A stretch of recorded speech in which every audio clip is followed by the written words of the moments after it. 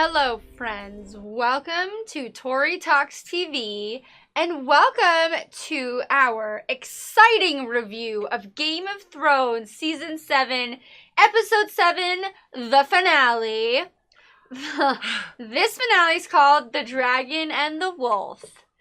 Okay, so this is the last episode we have all seen, right? Yes. This is a very big episode. This really sets it up. Yes. For the last season. Mm-hmm. So, here we go. Okay. We start with the armies are preparing. So there's a meeting. There's a big deal. Big meeting's about to happen at King's Landing. Right. So the armies are ready. So the Dothraki and the Unsullied armies are gathering at the Lannister gates. Right. And then Jon and gang are arriving. Mm-hmm. And then Brienne and Podrick are already at the meeting. I love seeing all these people together. It's we have never seen all these people together. It is so cool what this season provides. We finally get to see everything come together. Mm-hmm. And people and characters are meeting for the first time. We get to see them together for the first time. It was very exciting. Thank you. Finally, this happened. Satisfying. Yes, very satisfying. Yes. So there's a scene where the Hound, who we have grown to love, confronts his brother, the Mountain. Okay, totally cool. So, like, his brother, the Mountain, is now he's kind of off. Yeah, he's a little bit of a monster. He's like, I don't care. I know you're in there. I know that it's you, and you know what's up. You know what happened. Yeah. And he confronts him with, like, no fear. And Mountain doesn't say anything because that's his brother who put him in the fire and burned him as a child. Yes. Good for you, Hound. Good for no you. fear. Exactly. Yeah, so everybody's sitting, all the parties are sitting, waiting for Dany to arrive. And, you know, she's fashionably late, but boy, what an entrance that was with her dragon. She, like, comes in on her dragon. Just, like, quietly sits down. And Cersei's so cool, though. Is she cool? She's like, well, she's cool. Not in a good way. She's keeping cool. She's cool. She's just like, we've been here for some time. And Dany's like, my apologies. It was so good. It was awesome. Just like no remorse. Yes. Sorry. Yes. And before everything gets underway, Euron. Oh god. Euron of the Greyjoys. Yes. Decides he needs to make another ass of himself for a moment. Shocking. And we're like, please stop talking. Like, important people are here. Yeah. I know. What's your business? I know. Be quiet. I know. I was like, okay. Sit down. Be humble. Just stop talking. Okay. Yes. So then now Jon makes his case for uniting against the army of the dead. Mm-hmm. So he's like, hey, I know you don't believe, Cersei, that there's like an army of the dead, but let's show you. Yes. So he gets the Hound, he goes, he gets the box carrying it was such a good scene, because like the box, I was like, oh my god, is it dead? Because he like opens the box and nothing's happening. Yeah. I was like, oh god, if it's dead, then are they going to have to go get another one? I was a little worried. They've come so far. I know. And the Hound's like, come on, man. So he like kicks the box over. There you go. The little dead guy comes over and he's like, ah, and he comes towards Cersei and he's like inches away from her face and the chain pulls him back. To this point, she's trying to be so cool, but even she can't stop but be like, whoa. What the heck? Her reaction is like, oh, get that thing away from me. Anytime you can rattle Cersei, I'm about it. I'm all about it. It takes a lot. So that was a really good scene. Yeah. So Jon basically says there's only one war that matters, the Great War, and it is here. Yes. So listen up, Cersei. So then they like hack it and they see that like even when it's cut to bits, it's like still and then like, did you notice how Qyburn like picks up the hand and he's just like, because you know, he kind of like brought the Mountain back to, like we've always called him like Dr. Frankenstein. So like now he's like watching this, like, I feel like he's like, whoa. He's such a weirdo. What can I learn from this experiment? He's like totally into it. Very strange. Yes. Anyway, So then Euron's like, can they swim? And they're like, no, they can't swim. He's like, you know what? Screw this. I'm out. I'm out. We're going to go back to our island and let you guys deal with this. And then when you guys are all like dead. He was like such a tough guy until then. He's like, I gotta go. Yeah. We're island people. So basically after this, they're like, okay, so do you see, Cersei? Like, we have a bigger threat than like each other. And Cersei's like, you know, she accepts the truth until the dead are defeated. That's what she says. And then she asks Jon, as Ned Stark's son, to bend the knee to her. Right? Like, hey, like, you know, your dad was like so honorable and like he keeps his promises. And so go ahead and bend the knee to me. And he's like, no, I've already bent the knee to another queen. Danny. So it's not going to happen. And of course, she's not very happy about it. So she's like, fine, then I gotta go. She's like, you guys figure it out and I'll be waiting here. And then whoever's left at the end, I'll just fight them. So she leaves and everybody's like, John! Seriously? Come on, man! Learn how to lie! Be cool, man! He's like, I can't. Oh, I'm Jon Snow and I don't do that. I keep my promises. Yes. And he's like, literally, like, all you had to do was lie about it and we would have been fine. Yeah. And that's not, John doesn't do that. That's not John. No, that's not what he stands for. Mm-hmm. So anyway. So Brienne is like, okay, Jamie, you need to talk to her. Oh, and then, like, he's like, okay, well, whatever. He doesn't think that'll work. So then they're like, well, Tyrion's like, I'll talk to her.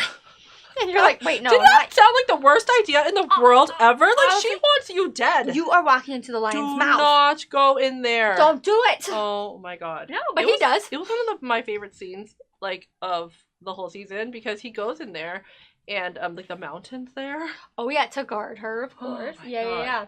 And then she keeps, like, touching her belly. Do you notice that? She's very obvious about it. She's like, oh. And then he realizes, like, oh, you're pregnant. Yeah, how did he know that? Just by her, like, touching the belly? It's like pregnant women do that, though. Oh. It was probably something she ate, and she's obviously not that far along. Pardon me. Okay, Cersei, whatever, be obvious about it.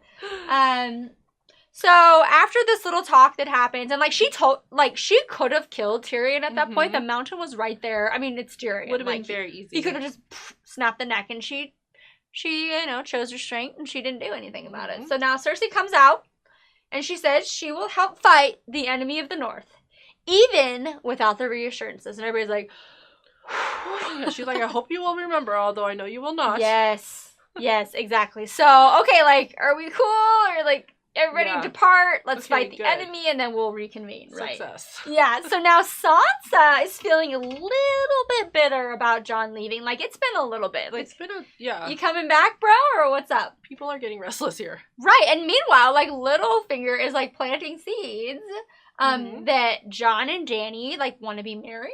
I don't know how he knew that. He was just like, oh, well, she's single and he's single, so totally makes sense, right? And he doesn't know that. He's just making it up. That's what Littlefinger does, though. And he plants seeds to have her draw conclusions about Arya's motives, her sister. And he's like, well, why do you think she came here? She probably wants to be the lady of Winterfell. Of Winterfell, right? So she's probably gonna kill you, man. Yeah. And then Sansa's like, what the heck? Didn't think of it that way. So then, while that's going on, Theon, feeling very guilty, he talks to Jon about, making the right decisions. And you can tell that Theon's like, hey, Jon, can I talk to you? Have a moment. And he's like, fine. He's like, you seem to make good decisions. What do you want, dude?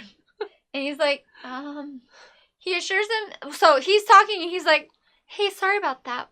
That I turned on your brother and everything. And he's like, but Jon, being the sweetheart that he is, he's like, it's all right. You're still a part of our family, and you're still you're still a Stark, which was a little generous of him. You didn't have to do that. I'm not over it. Right. I'm not over it either. I'm not over it.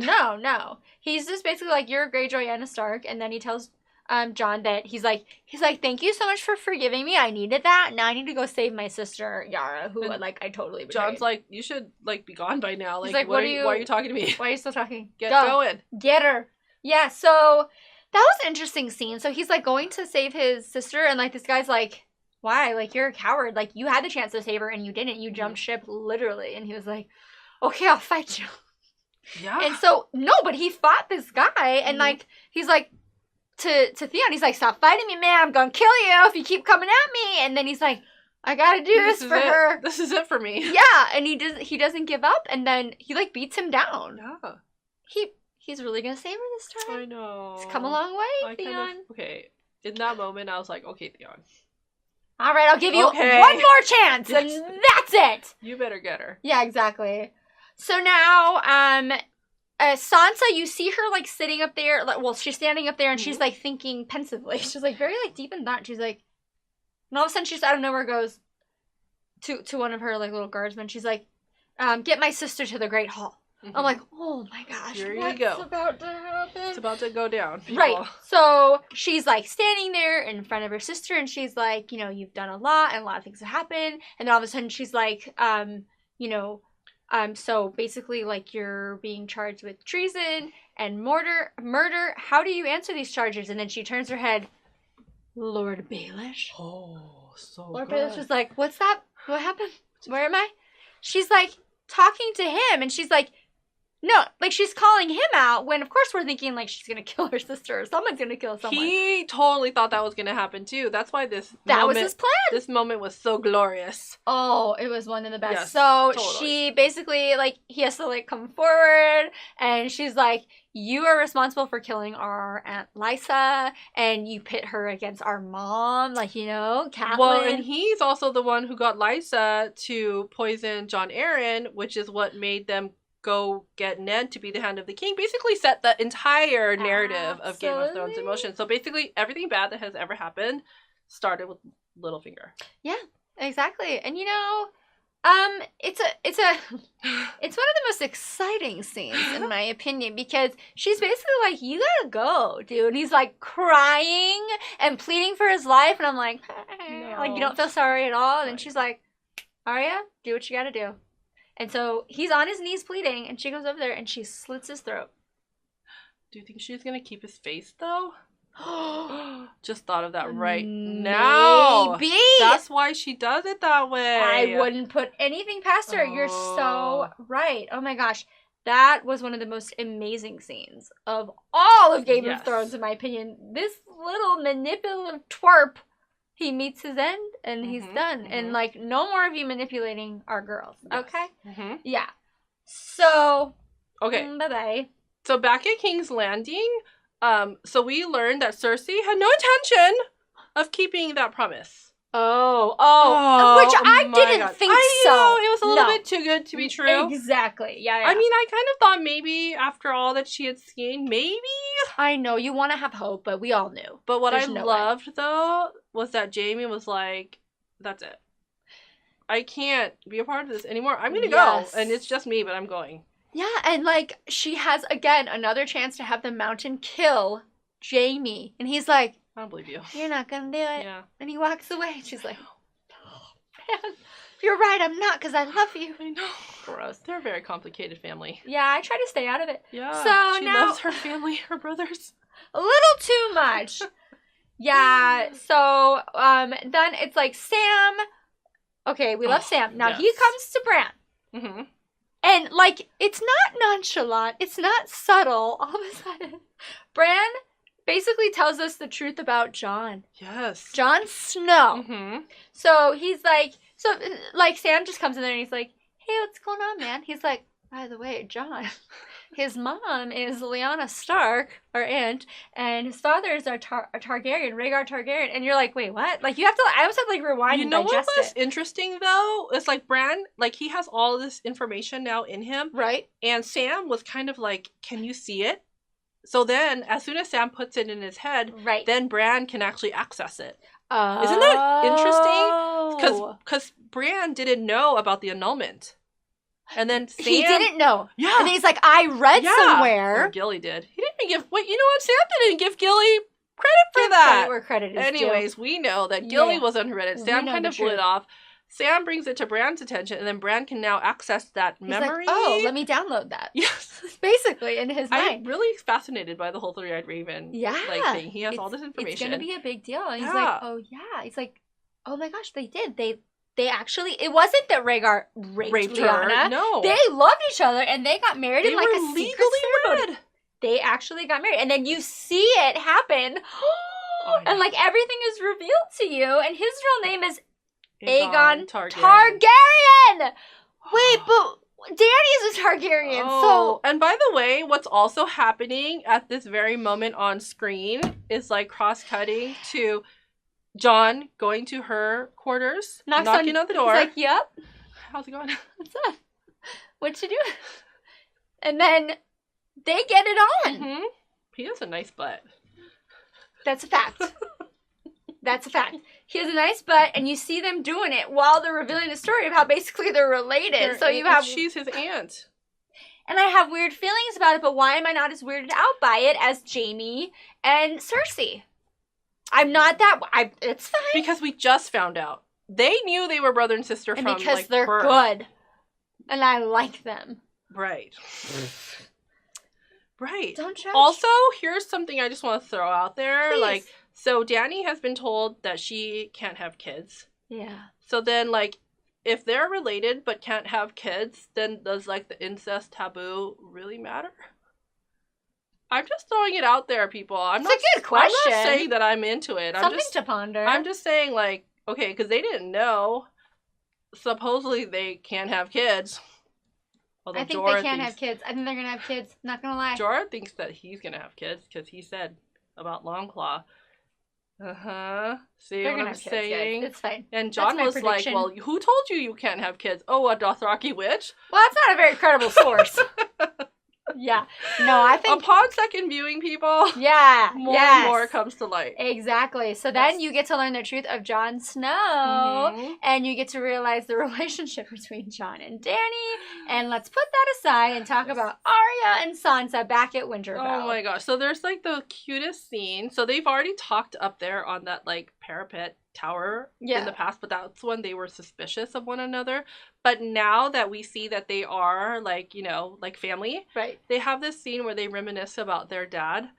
Oh my gosh. And it's the sweetest touching scene. Yes. Yeah. And they kind of, like, complete each other's sentences where he says, like, the lone wolf dies, but the pack remains. And I get goosebumps all over again. And I kind of cry every time they say it. But it's such a touching scene. I'm glad that they're... the Stark family. They're doing well.